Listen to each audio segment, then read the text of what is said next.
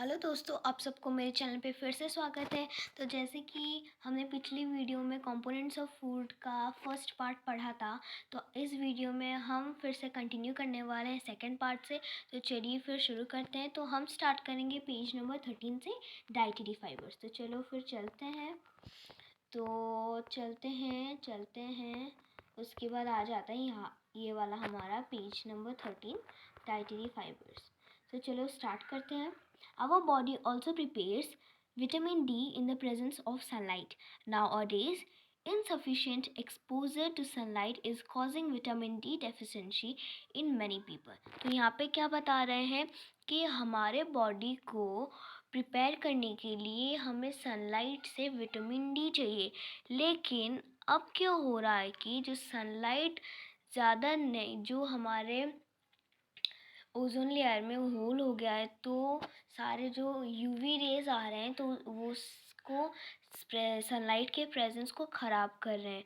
ठीक है, तो उससे जो होता है कि सनलाइट जब हमारे बॉडी पे आता है, बॉडी पे गिरता है, तो हमें विटामिन डी डेफिशिएंसी होता है। ठीक है, तो अब क्लाइमेट चेंज भी हो गया है, तो ज़्यादा अच्छे से सनलाइट तो मिलता नहीं है, तो उससे भी हमें विटामिन डी डेफिशिएंसी होता है। तो इसमें एक पिक्चर है जिसमें दिखा गया है सम सोर्सेस ऑफ आयोडीन। तो चलो फिर चलते हैं।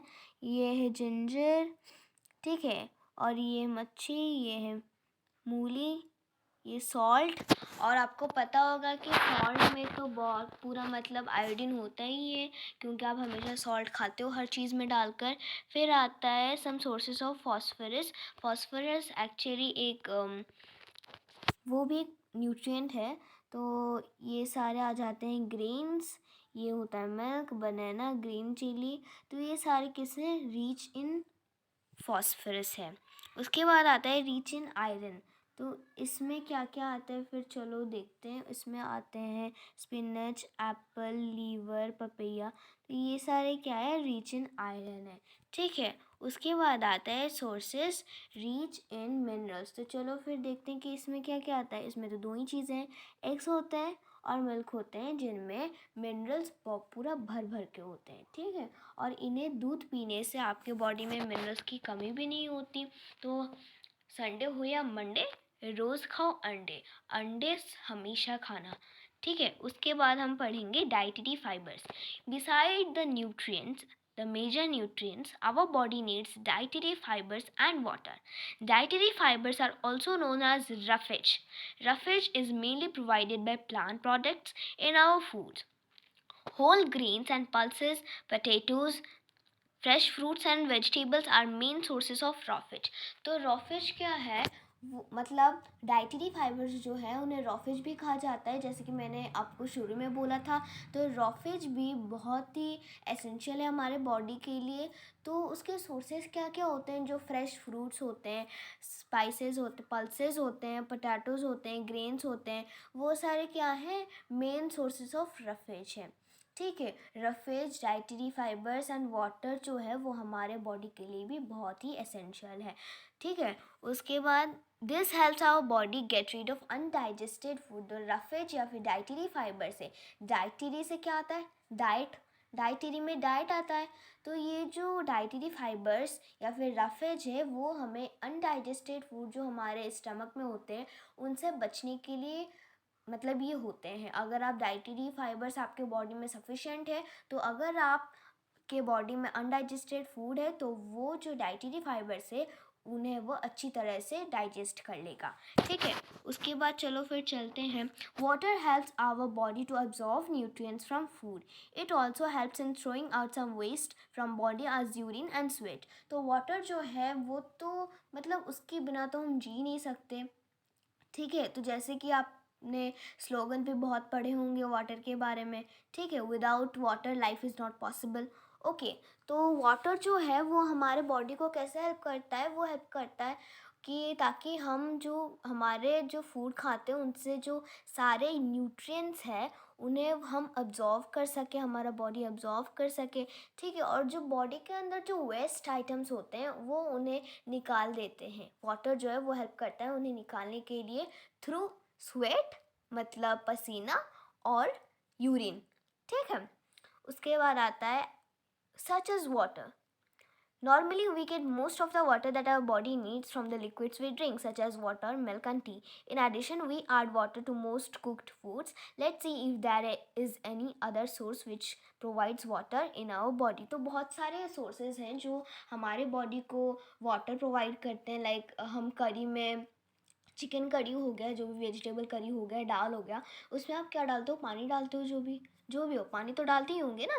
फिर हम नॉर्मली लिक्विड फॉर्म्स के सारे मतलब चीज़ें पीते हैं. लाइक जूस पीते हैं, मिल्क पीते हैं, वाटर पीते हैं. ठीक है, टी पीते हैं, कॉफ़ी पीते हैं. ठीक है, उनमें से भर भर के हमें वाटर अब्जॉर्व करने को मिलता है. ठीक है, उसके बाद एक यहाँ पे एक एक्टिविटी 3 है. एक्टिविटी तो चलो देखते हैं कि क्या एक्टिविटी है. टेक ए टमाटो और फ्रूट लाइक लेमन, मतलब कोई सा भी सिट्रस फ्रूट लेना है. Cut into small pieces to your hands get wet while doing so. तो यहाँ पे हम देखेंगे कि और कौन से फूड आइटम्स हैं जो हमें वाटर देते हैं.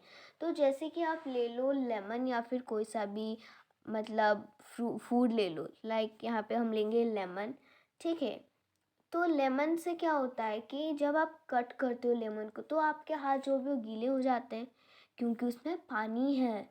ठीक है, वो सॉल्टी वाटर हो या फिर खट्टा पानी हो, जो भी हो, वाटर तो है ना.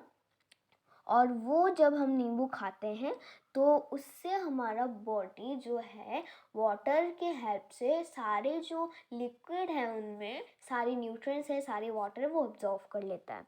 ठीक है, तो ऐसे बहुत सारे फूड्स हैं जो हमारे बॉडी को वाटर प्रोवाइड करते हैं.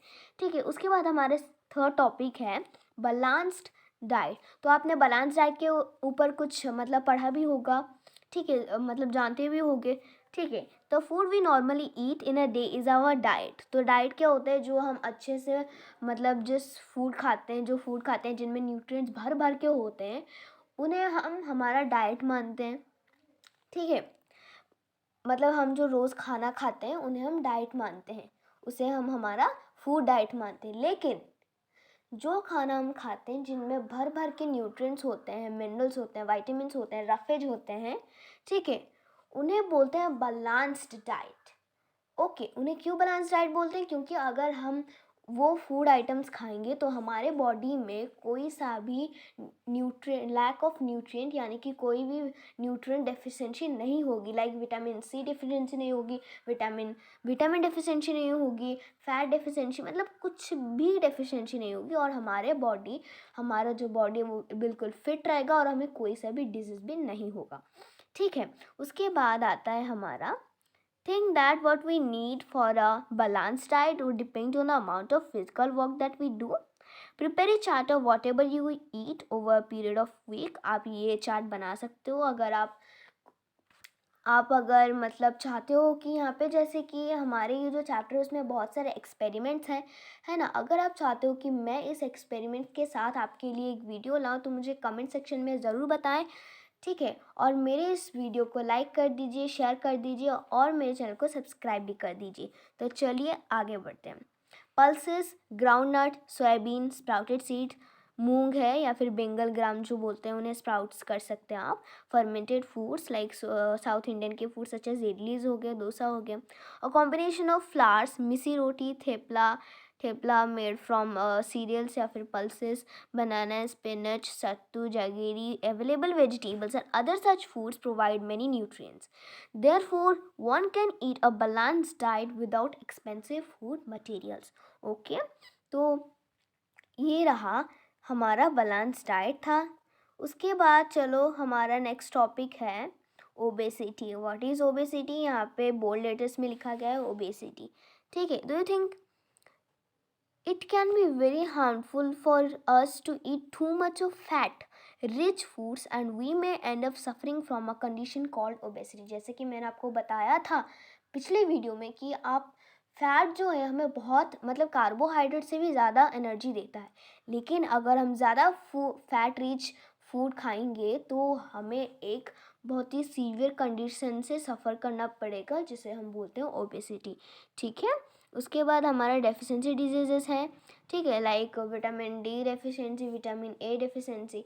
ठीक है, फिर चलो the person deficiencies one or more nutrients can cause diseases or disorders in our body. Diseases that occur due to lack of nutrients over a long period are called deficiency diseases. ठीक है, अगर मतलब deficiency diseases क्या होते हैं?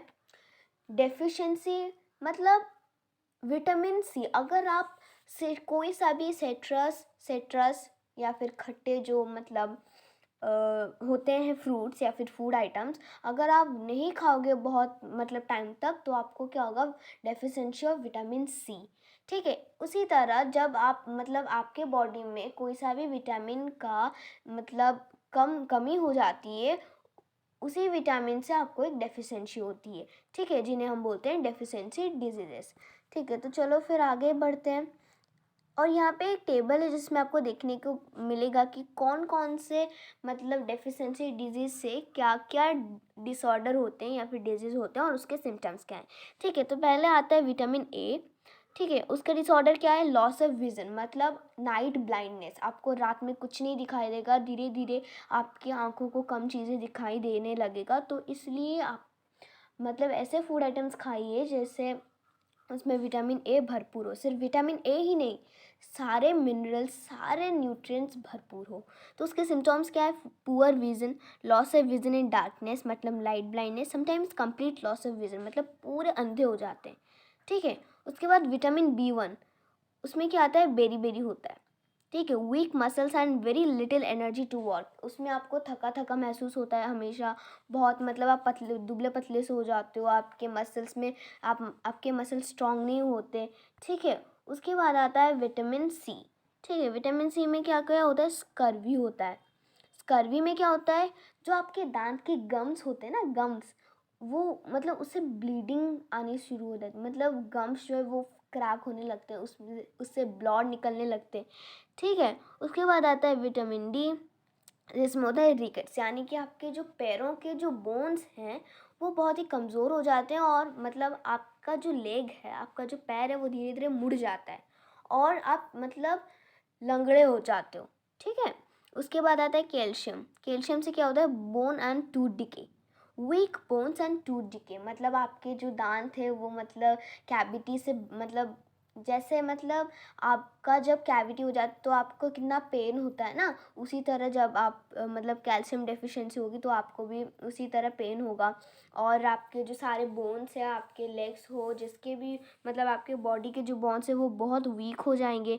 ठीक है, उसके बाद आता है आयोडीन। आयोडीन से क्या होगा? आयोडीन से गॉइटर होगा, मतलब उसमें आपका जो ये थ्रोट का ग्लैंड है वो मतलब फूल जाएगा, जो आपका नेक है वो फूल जाएगा और आप मतलब कुछ खाने लायक नहीं रहोगे।